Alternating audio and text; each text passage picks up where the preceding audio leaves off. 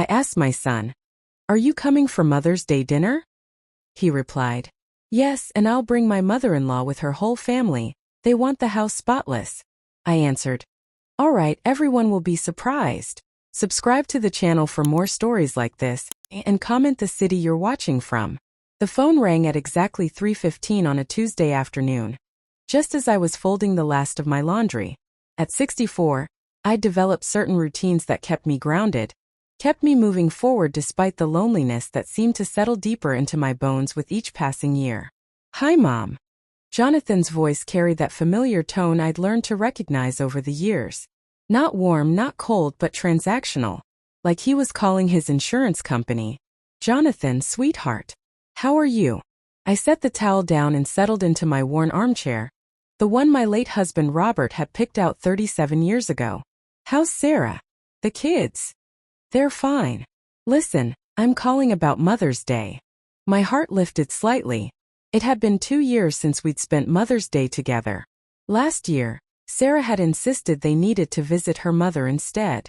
The year before, little Emma had been sick. There was always something. "Oh, that's wonderful, honey. I'll make your favorite pot roast and maybe we can." "Actually, Mom, there's been a change of plans." His voice cut through my excitement like a blade. "Sarah's mother wants to come. And her whole family. Her sister Janet with her 3 kids, her brother Mike with his wife and their twin boys, plus Sarah's dad and his new girlfriend." I blinked trying to process this. That's quite a crowd, Jonathan. How many people are we talking about?" 12 total. Maybe 13 if Janet's oldest brings his girlfriend. 13 people. In my small 3-bedroom house. My mind immediately went to the logistics. The dining table that seated 6, the single bathroom downstairs, the fact that I lived on a fixed income and couldn't possibly afford to feed 13 people the kind of meal they'd expect. "Jonathan, I'm not sure I can manage." "Of course you can, Mom. You're great at this stuff. Sarah's mom is really excited to see what kind of hostess you are. She keeps talking about how she always does these elaborate spreads for holidays, so we figured you'd want to show her what you can do." The words hit me like a physical blow. Show her what I can do. As if I were auditioning for some role competing with Sarah's mother for. "What? My son's approval? They want the house spotless, of course," Jonathan continued, his tone matter of fact. "Sarah's mom is pretty particular about cleanliness. And maybe you could do something special with the decorations? She always goes all out." I found myself gripping the phone tighter. "Jonathan, sweetheart, this is a lot to ask. The expense alone." "Mom, come on. Don't make this difficult. It's Mother's Day.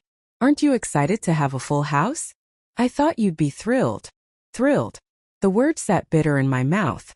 I stared at the framed photo on my side table. Jonathan at 8 years old, gap-toothed and grinning, his arms wrapped around my neck after I'd surprised him with tickets to the circus. When had that little boy, who used to make me breakfast in bed with burnt toast and 2 sweet coffee, become this stranger who spoke to me like I was hired help? Of course I'm excited. I heard myself saying, my voice steady despite the trembling in my hands. "When should I expect everyone?" 2 o'clock sharp. "And Mom? Make sure you're, dressed nicely. First impressions matter." After he hung up, I sat in that chair for a long time, listening to the tick of the grandfather clock in the hallway. Robert had bought that clock for our 10th anniversary, back when we still believed we had all the time in the world. The house felt impossibly quiet around me. This house that had once been filled with laughter, with Jonathan's friends coming and going, with holiday dinners where I was the honored guest, not the unpaid caterer. I walked through the rooms slowly, seeing them through Sarah's mother's eyes. The furniture that had seemed perfectly adequate yesterday now looked shabby. The wallpaper I'd always found cheerful suddenly seemed dated. In the kitchen, I opened my checkbook and stared at the balance. $347 until my next Social Security check. Even shopping at the discount grocery store, feeding 13 people properly would cost at least $200. Money I couldn't afford to spend. But it wasn't really about the money, was it? It was about the way Jonathan had spoken to me. The casual dismissal of my limitations, the assumption that I existed solely to make his life easier. The way he positioned this gathering not as a Mother's Day celebration, but as some sort of performance where I was expected to compete with Sarah's mother for their approval. I thought about the years immediately after Robert's death, when Jonathan would call every day to check on me, when he'd bring the grandchildren over just because, not because he needed something. When had that changed? When had I become someone to manage rather than someone to cherish? The answer came to me as I stood in my empty kitchen, surrounded by the silence I'd grown too accustomed to. It had started slowly, so gradually I barely noticed. First, the visits became less frequent. Then they came with agendas. Could I babysit while Sarah went shopping? Could I help with a down payment on their new car? Could I watch the kids during their anniversary weekend? I'd said yes to everything, grateful for any excuse to see them, to feel needed. Somewhere along the way, I'd stopped being Jonathan's mother and become his employee. But as I stood there, staring at my modest kitchen with its mismatched chairs and 20-year-old appliances, something shifted inside me. A familiar feeling I hadn't experienced in years. Not anger exactly, but something sharper. Something that felt almost like power. I walked to my bedroom and pulled out the cedar chest at the foot of my bed. Inside, beneath Robert's old sweaters and the quilt my mother had made, was a manila envelope I'd hidden there 6 months ago. An envelope containing documents that would change everything if Jonathan ever learned what was inside. For 26 years I'd kept this secret, believing it was the kindest thing to do. But kindness, I was beginning to realize, was often just another word for cowardice. I held the envelope in my hands, feeling its weight, feeling the power of the truth it contained. Then I smiled, a slow, deliberate smile that would have surprised anyone who thought they knew gentle, accommodating Gail Peterson. "Okay, Jonathan," I said to the empty room. "Let's give everyone a Mother's Day they'll never forget." The next morning, I woke before dawn with a clarity I hadn't felt in years. While my coffee brewed, I sat at my kitchen table with a notepad, methodically planning every detail of Sunday's gathering. But this wouldn't be the desperate attempt to impress that Jonathan expected. This would be something else entirely. First, I needed to understand how we'd gotten here. How the sweet little boy who used to bring me dandelions and call them flowers had become a man who spoke to me like hired help. The change hadn't been sudden. It had been like watching a photograph fade in sunlight. So gradual you don't notice until one day you can barely make out what used to be there. It started, I realized, about 3 years after Jonathan married Sarah. She was from what she called good stock, her words, not mine. Her family had money, connections, the kind of social standing that Jonathan had never experienced growing up as the son of a factory worker and a part-time secretary. Sarah had attended private schools, summered at country clubs, spoke with the kind of casual entitlement that comes from never having to check your bank balance before buying groceries. I remembered the first time she'd visited our home, how her eyes had swept over our modest living room with its comfortable but worn furniture, the family photos in mismatched frames, the hand-me-down dishes I'd collected over the years. She hadn't said anything unkind. She was far too well-bred for that. But I'd seen the way her smile had tightened, the way she'd sat on the edge of the sofa as if she might catch something. "Your mother has such a cozy home," she told Jonathan later, not realizing I could hear them from the kitchen. The word cozy had dripped with condescension. That's when the suggestions started. Maybe I should update my decor. Maybe I should consider moving somewhere more appropriate for someone my age. Maybe I should think about selling the house. It was too big for one person anyway, wasn't it? Each suggestion came wrapped in concern for my well-being, delivered with Sarah's perfectly practiced smile. And Jonathan, desperate to fit into her world, began echoing her sentiments. "Mom, Sarah's just looking out for you," he'd say when I'd try to push back. "She knows about these things." Gradually, the weekly phone calls became bi-weekly, then monthly. Holiday invitations came with conditions. Could I pick up the wine? Could I bring the appetizers? Could I help with cleanup afterward? I became a supporting player in my own son's life, valued for what I could contribute, not for who I was. The worst part was how subtle it all was. There was never a moment where I could point to outright cruelty or obvious neglect. It was death by 1,000 small cuts. The forgotten birthday call, the Mother's Day gift clearly chosen by Sarah rather than Jonathan, the gradual way I was excluded from family decisions while being expected to contribute financially whenever needed. Last Christmas had been the breaking point, though I hadn't fully realized it at the time. Jonathan had called on December 23rd, his voice tight with stress. "Mom, we need a favor. Sarah's parents are coming for Christmas dinner. And we're short on cash after buying all the presents. Could you maybe pick up the groceries? I'll pay you back, of course. Of course he would. He always said he would. The paybacks that never came. I'd spent $437 on groceries for that dinner: prime rib, lobster tails, imported wine, the works. Sarah had insisted on a proper Christmas meal to impress her parents. I'd arrived early to help cook, only to be relegated to peeling potatoes in the kitchen while Sarah played hostess. When her father had complimented the meal, Sarah had smiled graciously and accepted the praise without mentioning that I'd bought and prepared most of the food. When her mother had admired the table settings, Sarah had glowed as if she'd hand-polished every piece of silver herself. I'd sat at the far end of their dining table, listening to conversations about vacation homes and investment portfolios, feeling like an outsider in my own son's life. When dessert was served, a cake I'd baked and decorated, Sarah had mentioned offhandedly to her parents that Jonathan's mother helps out sometimes. Helps out sometimes. As if I were the hired help being grudgingly acknowledged. But it wasn't until last month that I discovered just how far Sarah's influence had spread. My neighbor Mrs. Chan had pulled me aside after church, her face flushed with embarrassment. "Gail, I hope you don't mind me mentioning this, but I ran into your daughter-in-law at the grocery store last week."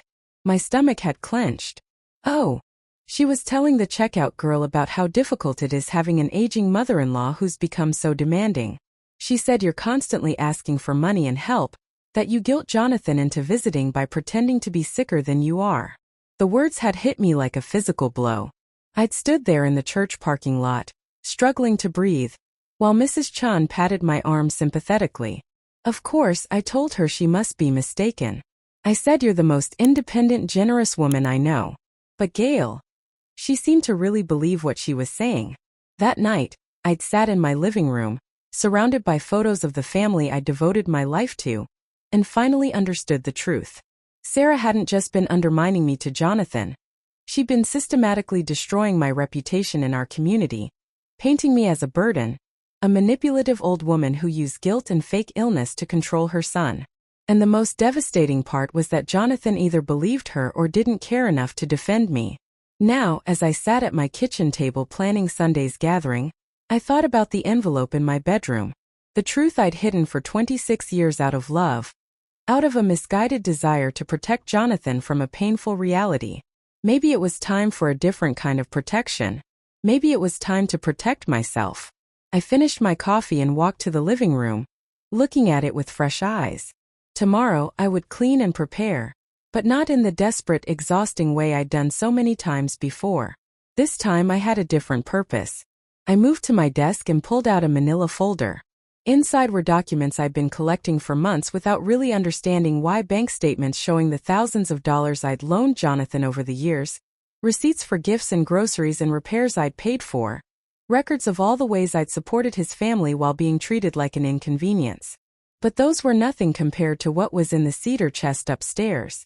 As I planned the menu for Sunday, something simple, dignified, appropriate for what this day would really become, I felt something I hadn't experienced in years. Not excitement exactly, but a sense of purpose.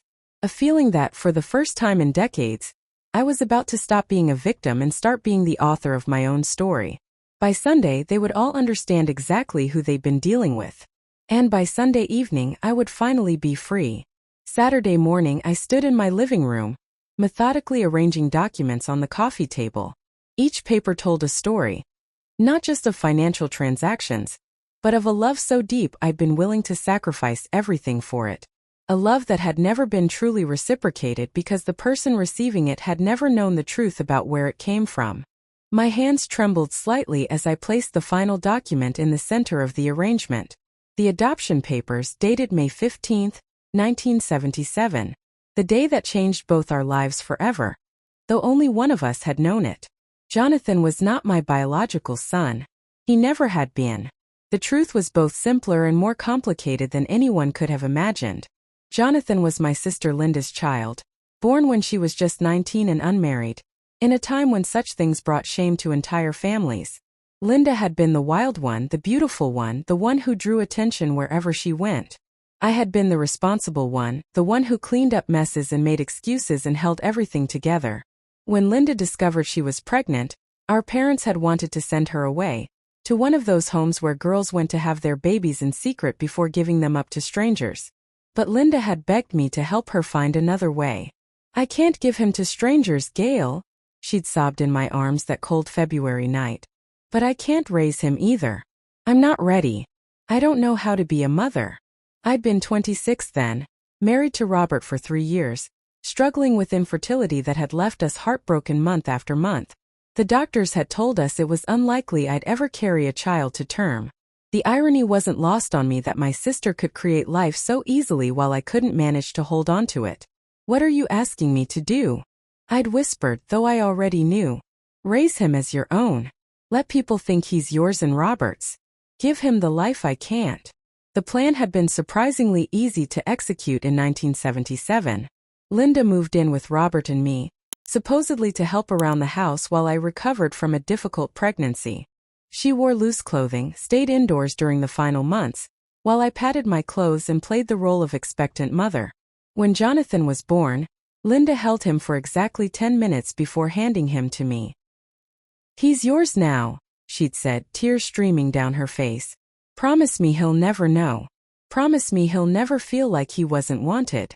I'd promised. And I'd kept that promise for 26 years. Linda had left town 2 days after Jonathan's birth, supposedly to recover from helping with the birth, but really to start fresh somewhere new. She'd sent birthday cards for the first few years signed Aunt Linda. But even those had stopped coming after she married a man who didn't know about the child she'd given away. Jonathan grew up believing he was our miracle baby, the answer to years of prayers. Robert and I raised him with a love so fierce, so protective, that I sometimes wondered if we were overcompensating. But how do you explain to a child that his very existence was an act of love so profound that 2 women had rearranged their entire lives around it? I planned to tell him when he turned 18, then when he graduated college, then when he got married. But there was never a right time, and as the years passed, it seemed cruel to burden him with the knowledge that the woman he'd called mother his entire life wasn't genetically connected to him at all. Besides, what difference did biology make? I'd been the one to walk the floors with him when he was colicky. I'd been the one to teach him to ride a bike, to help with homework, to hold him when he was scared. I'd been the one to work double shifts to pay for his college, to sacrifice my own dreams so he could pursue his. DNA was just science. Love was what made a family. Or so I'd believed, until I realized that the man I'd loved and sacrificed for had grown up to see me as nothing more than an obligation. Now, as I arranged the documents that would reveal everything, I wondered if I'd been wrong to keep the secret for so long. Maybe knowing the truth would have helped Jonathan understand the depth of my love for him. Maybe it would have made him more grateful, more respectful. Or maybe it would have given him permission to walk away entirely. The adoption papers were yellowed with age, but the words were still clear. Baby Boy Thompson, Linda's last name then. To be adopted by Robert and Gail Peterson. Below that, Linda's signature, shaky but determined. I'd hidden these documents so carefully over the years, moving them from house to house, keeping them safe in case Jonathan ever needed them for medical reasons or legal purposes. They represented the most precious gift I'd ever received, and the most profound secret I'd ever kept. There were other documents too. The fake medical records I'd created to support our story about my difficult pregnancy. The carefully crafted timeline that explained why Jonathan had been born early, but perfectly healthy. The web of small lies we'd told to protect a larger truth. And then there were the letters. Dozens of them, written by Linda over the years but never sent. Letters about her life, her marriage, her other children, Jonathan's half-siblings who didn't know he existed. Letters where she talked about wondering how he was doing, whether he was happy, whether I'd made the right choice in raising him. The last letter was dated just 2 years ago, forwarded to me by Linda's daughter after Linda's death from cancer. In it, Linda had written about her regrets, about wishing she'd been brave enough to know Jonathan, about hoping he understood someday that giving him away had been the hardest thing she'd ever done. Tell him I loved him enough to give him to someone who could love him better, she'd written. Tell him that every day I wondered if I made the right choice, but every time I thought about the life Gail could give him versus the life I could give him, I knew she was meant to be his mother. Biology is just an accident. Love is a choice, and she chose him every single day. I'd cried for hours after reading that letter, Mourning not just for Linda but for the relationship Jonathan and I might have had if he'd understood the sacrifice that had been made for him. Not just Linda's sacrifice in giving him up, but my sacrifice in taking him on, knowing that I might love him his entire life without ever being able to tell him the whole truth about where that love came from. Tomorrow, when Sarah's family filled my living room with their casual cruelty and their dismissive remarks about my cozy home and my simple lifestyle, they would see these documents. They would understand that the woman they'd been treating like hired help had actually given up everything to love a child who wasn't even hers by blood. And Jonathan would finally learn that the mother he'd been taking for granted, the woman he'd been allowing his wife to belittle and dismiss, wasn't just the woman who'd raised him. She was the woman who'd chosen him, who'd built her entire life around him, who'd loved him with a ferocity that had nothing to do with obligation and everything to do with choice. I gathered the documents carefully and placed them back in their folder. Tomorrow they would change everything. Tomorrow, the secret I'd kept for 26 years would finally serve its purpose. Not to protect Jonathan from a painful truth, but to protect me from a painful present. As I prepared for bed that night, I felt something I hadn't experienced in years. Anticipation. Not dread. Not anxiety, but genuine excitement about what the next day would bring. For the first time in decades, I was going to be the one with the power to surprise them all. Sunday morning dawned bright and clear, as if the universe itself was setting the stage for what was to come. I rose at 6:30, showered, and dressed carefully in my best navy blue dress, the one I'd worn to Robert's funeral 7 years ago. It seemed appropriate somehow, since today would mark the death of the relationship I'd had with Jonathan, and the birth of something else entirely. By 10 o'clock, I'd prepared a simple but elegant brunch. Nothing elaborate, nothing designed to impress Sarah's mother or compete with her legendary entertaining skills. Just good food thoughtfully prepared, served on the china Robert had given me for our 20th anniversary. The living room was spotless, but not in the desperate, exhausting way I'd cleaned for past visits. I'd arranged the furniture to create a comfortable conversation area, with the coffee table positioned perfectly in the center. On its surface sat a simple arrangement of daffodils from my garden, their bright yellow faces turned toward the morning light streaming through the windows. Underneath the flowers, barely visible, lay the folder that would change everything. At exactly 2 o'clock, I heard the first car pull into my driveway. Then another. Then another. Through my front window, I watched as 13 people emerged from 3 vehicles, their voices carrying across my small front yard like an invading army. Sarah stepped out first, her designer dress and perfectly styled hair making it clear that she viewed this gathering as a social performance. Behind her came her mother, Patricia, wearing what I could only describe as an expression of polite disdain as she surveyed my modest neighborhood. Jonathan emerged from the driver's seat, looking uncomfortable in his expensive suit. Another gift from Sarah's family, no doubt. He was carrying Emma, my 7-year-old granddaughter, while 9-year-old Tyler ran ahead toward the house. The rest of Sarah's family followed. Her sister Janet with her 3 children, her brother Mike with his wife and twin boys, and her father with his new girlfriend, a woman young enough to be Sarah's sister. I opened the door before they could knock, my smile perfectly calibrated, warm enough to seem welcoming, but with an edge they were too self-absorbed to notice. "Welcome everyone," I said, stepping aside to let the crowd flow into my small entryway. "I'm so glad you could all come."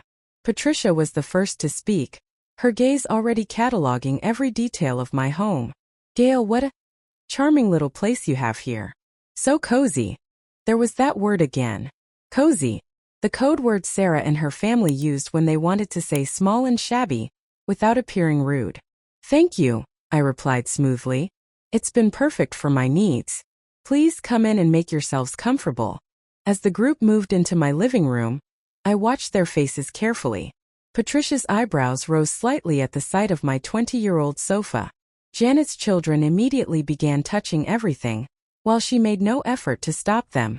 Mike's wife wrinkled her nose at what she probably assumed was the smell of old person's house. Only Tyler, my younger grandson, seemed genuinely happy to be there. He ran to me for a hug, his arms wrapping around my waist with the kind of uncomplicated affection that made my heart ache.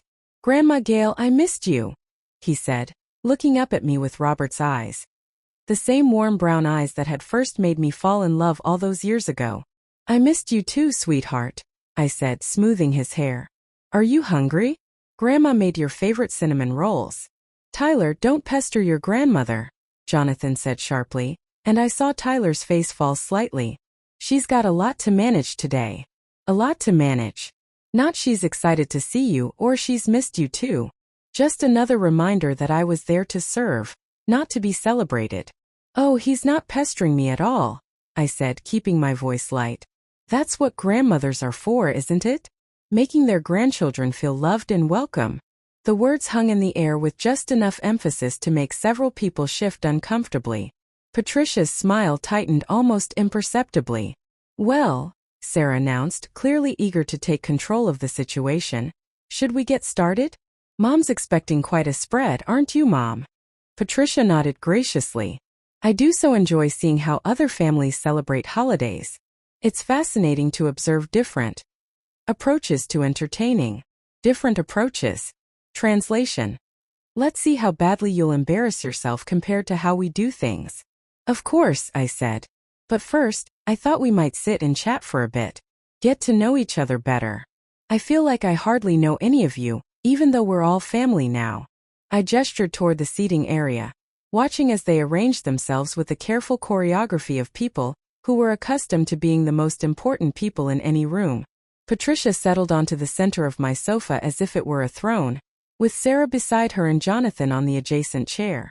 The others arranged themselves around the room, already dividing into conversational clusters that didn't include me. Gail, Patricia said once everyone was settled, Jonathan's told us so much about you over the years. It must be nice to finally have some help with entertaining. I know how challenging it can be to manage these larger gatherings at our age. Our age. The woman was exactly 3 years older than me, but she spoke as if we were contemporaries in decrepitude. Oh, I don't find it challenging at all, I replied, settling into my favorite armchair. I raised Jonathan mostly on my own after his father died, you know.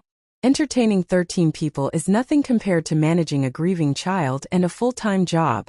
I saw Jonathan flinch slightly at the mention of his father's death. He rarely talked about Robert anymore, as if acknowledging that part of his past might somehow diminish his standing in Sarah's world. Yes, well, Sarah interjected quickly. That must have been difficult. Thank goodness Jonathan turned out so well despite everything. Despite everything. The casual dismissal of my years of sacrifice, wrapped in false sympathy. Janet's oldest son, a teenager whose name I could never remember, was now picking up the framed photos on my end table, examining them with the kind of bored curiosity teenagers displayed toward anything older than their smartphones. Who are all these people? He asked, holding up a picture of Jonathan's 8th birthday party. This looks like it's from the Stone Age. Several people laughed, as if the idea of life before digital photography was genuinely amusing. That's your cousin Jonathan when he was about your age, I said calmly.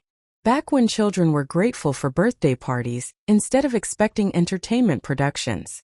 The laughter died away, replaced by an uncomfortable silence. Patricia cleared her throat. Well, I'm sure we're all eager to see what you've prepared for us, Gail. Sarah mentioned you were planning something special. Oh, I am, I said, my hand moving to rest casually on the folder beneath the flower arrangement. Something very special indeed. Something that will help everyone understand just how much this family means to me, and how much I've given to ensure its happiness. Jonathan shifted in his chair, something in my tone apparently making him uneasy. Good. It was about time he started paying attention. Mom, he said carefully, maybe we should eat first? Everyone's probably getting hungry. In a moment, I said, my smile never wavering. I think it's important that we all understand each other properly first. Family is built on honesty, don't you think? On knowing the truth about where we come from and what we owe each other.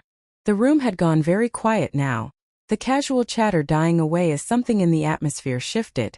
Even the children seemed to sense that the adults' attention had focused on something more serious than small talk. Patricia's eyes narrowed slightly.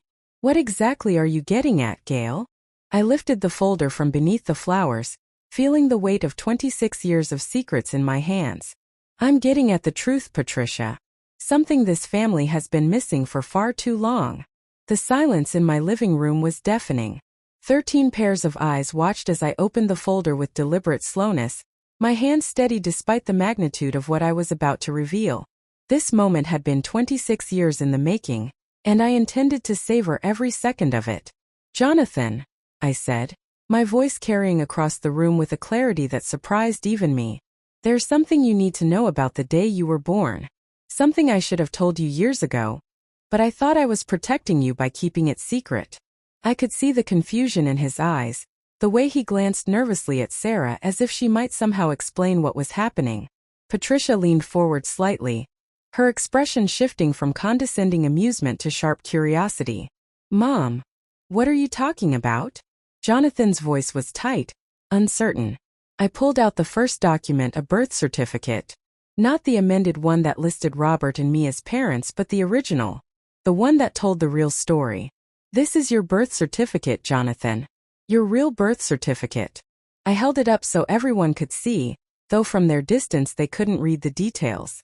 "The one that shows who actually gave birth to you on May 15, 1977. The color began to drain from Jonathan's face. "I don't understand. Your mother's name isn't on this certificate, Jonathan. Mine is." I paused, letting that sink in before delivering the blow that would shatter everything he thought he knew about his life. "Because I'm not your biological mother. I never was." The gasp that went up from Sarah's family was audible. Patricia's mouth actually fell open, while Sarah grabbed Jonathan's arm as if to steady herself. "What?" Jonathan whispered, the word barely audible. I pulled out the second document, the adoption papers. "Your biological mother was my sister Linda. She was 19, unmarried and terrified. Our parents wanted her to give you up to strangers, but she begged me to take you instead. To raise you as my own." Jonathan stared at me as if I were speaking a foreign language. That's impossible. You're my mother. I remember my childhood. I remember. You remember Robert and me raising you with more love than most children ever receive," I interrupted gently. "You remember birthday parties and bedtime stories and soccer games where we cheered from the sidelines. You remember parents who would have done anything for you, who did do anything for you. That part was all real." I pulled out a photograph, one I'd kept hidden all these years. It showed Linda holding newborn Jonathan in the hospital, her face a mixture of love and heartbreak that was almost painful to look at. "This is your biological mother, holding you 10 minutes after you were born. 10 minutes before she handed you to me and walked out of your life forever. Because she loved you enough to give you to someone who could provide the stability she couldn't." Sarah found her voice first, though it came out as a strangled whisper. "You're lying. This is some kind of sick joke." I met her eyes steadily. "I have DNA tests, Sarah. I had them done 6 months ago when I started preparing for this conversation. I also have letters from Linda, written over the years but never sent. Letters where she talks about wondering how Jonathan was doing, whether I'd made the right choice in raising him." I pulled out more documents, bank statements, receipts, a carefully maintained record of every sacrifice I'd made over the years. "Do you want to know what it cost me to raise a child who wasn't mine by blood? I worked double shifts for 15 years to pay for his clothes, his school supplies, his college tuition. I turned down promotions that would have required travel because I wouldn't leave him. I never remarried because I didn't want him to feel displaced in his own home." My voice was growing stronger with each revelation, 26 years of suppressed truth finally finding its voice. "I sold my mother's jewelry to pay for his dental work when he was 12. I took out a second mortgage on this house to help with his college expenses. I spent my entire inheritance from Robert's life insurance on Jonathan's wedding, because I wanted him to have the perfect day, even though I could barely afford groceries that month." Jonathan's face was white now, his breathing shallow. "Why didn't you tell me?" "Because I loved you." The simplicity of the answer seemed to shock everyone in the room. "Because I wanted you to grow up feeling wanted, chosen, celebrated. Not like some burden that had been passed along when someone else couldn't handle the responsibility." I turned to face Sarah and her family, who were staring at me as if I'd suddenly sprouted wings. "For the past few years, you've all treated me like some pathetic old woman who should be grateful for whatever scraps of attention you threw my way. You've made jokes about my cozy little house, rolled your eyes at my simple lifestyle, acted as if I were some embarrassing relative you had to tolerate." Patricia shifted uncomfortably in her seat, finally understanding that she was no longer the most important person in the room. But what you never understood, I continued, my voice gaining power, is that everything you see here, this house, this life, this family, was built on a foundation of love so deep that a woman gave up the most precious thing she had, and another woman rebuilt her entire existence around protecting that gift. I pulled out the last document, Linda's final letter, the one that had arrived after her death. Your biological mother died 2 years ago, Jonathan. Cancer. She spent her last months writing letters she was too ashamed to send, telling me about her other children, your half-siblings who don't even know you exist. But mostly she wrote about her regrets. Not about giving you up, but about not being brave enough to know you. I began to read from the letter, my voice steady despite the tears I could feel building behind my eyes. She wrote, "Tell him I loved him enough to give him to someone who could love him better. Tell him that every day I wondered if I made the right choice.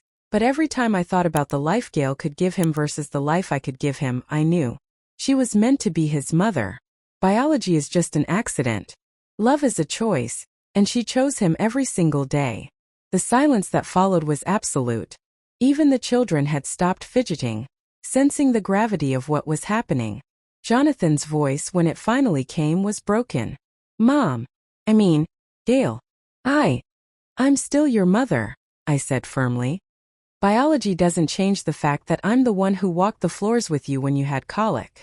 I'm the one who taught you to tie your shoes and ride a bike.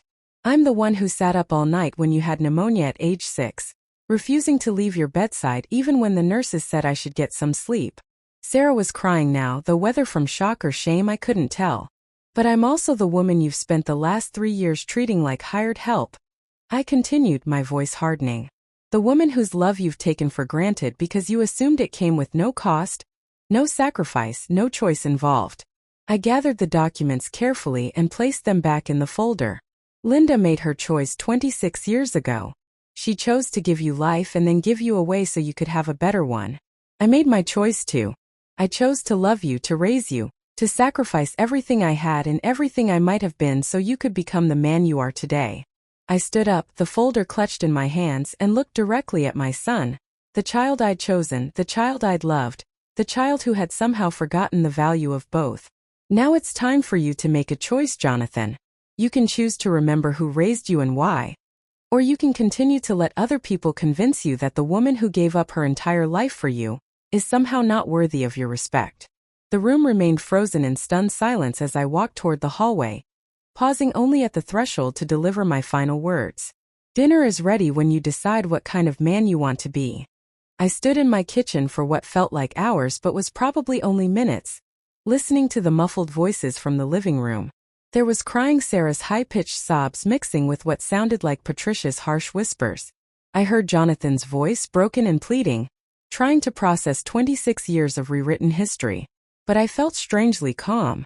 For the first time in years I had told the complete truth, and the relief was almost overwhelming. The first person to find me was Tyler. He appeared in the kitchen doorway, his 9-year-old face scrunched with confusion. "Grandma Gail, why is everyone crying? And why is Daddy saying you're not really his mommy?" I knelt down to his level, taking his small hands in mine. "Sometimes grown-ups have to talk about complicated things, sweetheart. But you know what? It doesn't change anything important. I'm still your grandmother. And I still love you and Emma more than all the stars in the sky." He studied my face with the serious expression children get when they're trying to understand adult problems. "Are you sad?" "No, baby. I'm not sad. I'm free." The word surprised me as I said it, but it was true. The weight I'd been carrying for decades, the weight of secrets, of unacknowledged sacrifice, of one-sided love had finally lifted. Tyler hugged me tight, his arms around my neck. "I love you, Grandma Gail. Even if you're not really Daddy's mommy, you're still really my grandma, right? Forever and always," I whispered into his hair. That's when Jonathan appeared in the doorway. His face was streaked with tears, his expensive suit wrinkled from where he'd been gripping the fabric. Behind him stood Emma, my 7-year-old granddaughter, looking frightened by all the adult chaos. "Tyler, Emma, go play in Grandma's backyard for a few minutes," Jonathan said quietly. "Daddy needs to talk to Grandma alone." After the children left, we stood facing each other across my small kitchen, The kitchen where I'd prepared thousands of meals for him, where I'd helped him with homework at the table, where I'd bandaged his scraped knees and listened to his childhood fears. Is it true? He asked, his voice barely above a whisper. All of it. Every word. He sank into one of my kitchen chairs, the same chair where he used to sit for after-school snacks, his legs swinging because his feet couldn't reach the floor. Why didn't you tell me? I sat across from him, in the same position we'd held for countless conversations over the years. Because I wanted you to feel chosen, not obligated. I wanted your love to be real, not based on gratitude or duty. But all those years, all those sacrifices, I never knew what you gave up for me. You weren't supposed to know. That's what parents do. We sacrifice without keeping score, without expecting payment plans or acknowledgement ceremonies. Or at least that's what I thought parenting was. Jonathan winced. I've been horrible to you. Especially these last few years. You've been influenced by people who measured love in terms of social status and financial worth. I corrected gently. But you're an adult, Jonathan. You made choices too. From the living room came the sound of Patricia's voice, sharp and demanding. I caught fragments. Completely inappropriate. And disrupting the family. And attention-seeking behavior. Jonathan's jaw tightened as he listened. She's saying you made all this up. That you're having some kind of breakdown and invented this story for sympathy.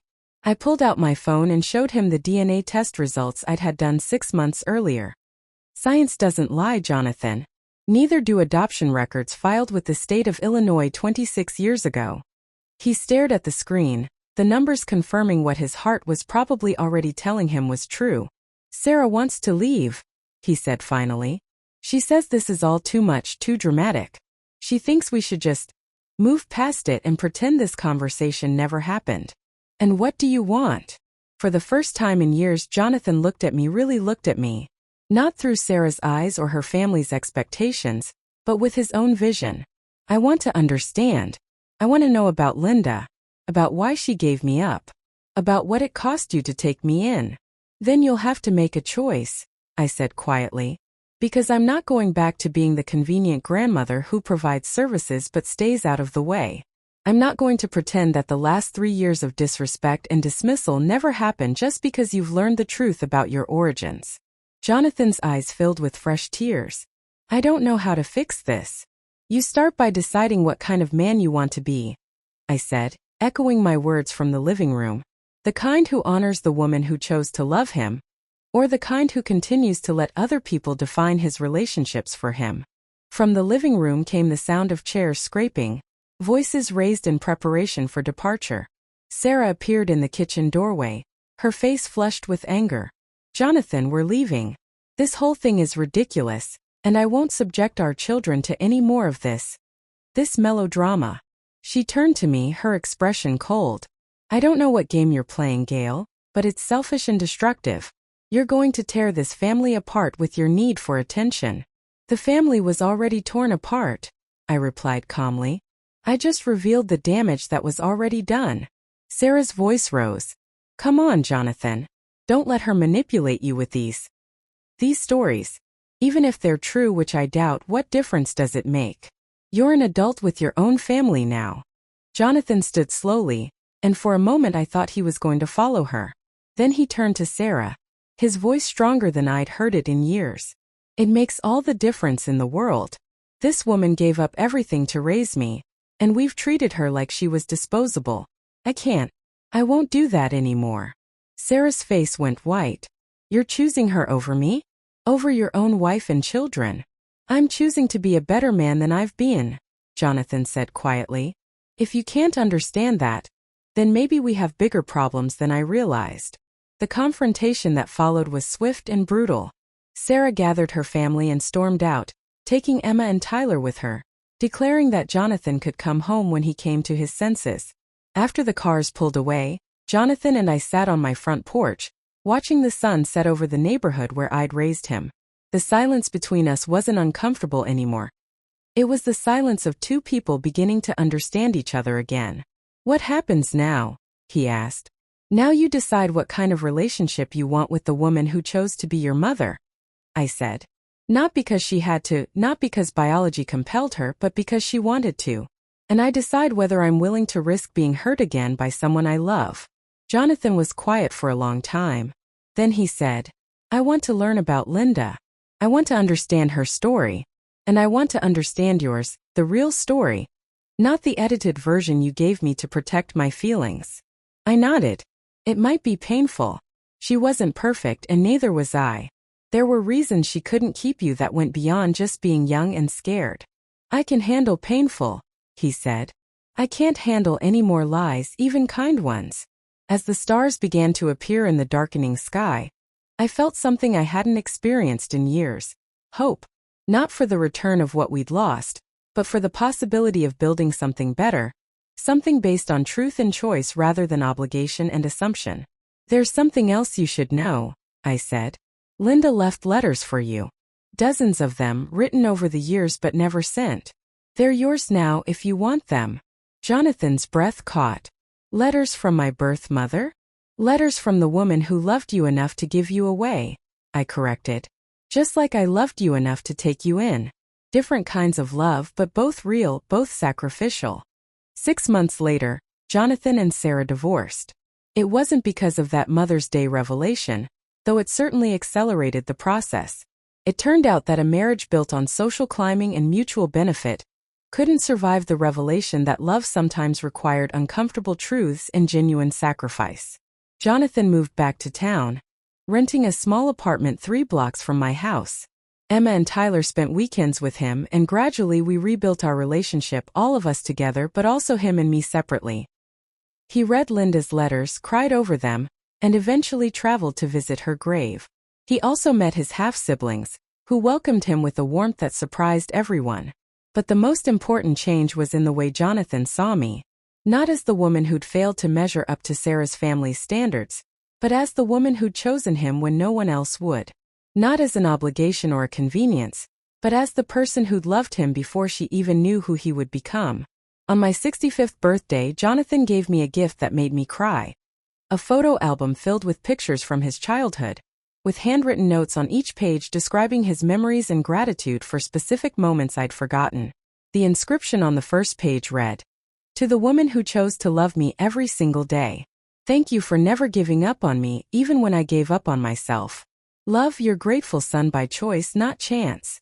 That night, as I sat in my living room looking through the album, I realized that the truth had done more than free me from years of unacknowledged sacrifice. It had freed Jonathan too from the burden of love he didn't understand and couldn't properly return, and from the prison of trying to be worthy of a gift he'd never known he'd been given. Some secrets are meant to be kept to protect the people we love. But some secrets, I learned, are meant to be revealed to save them.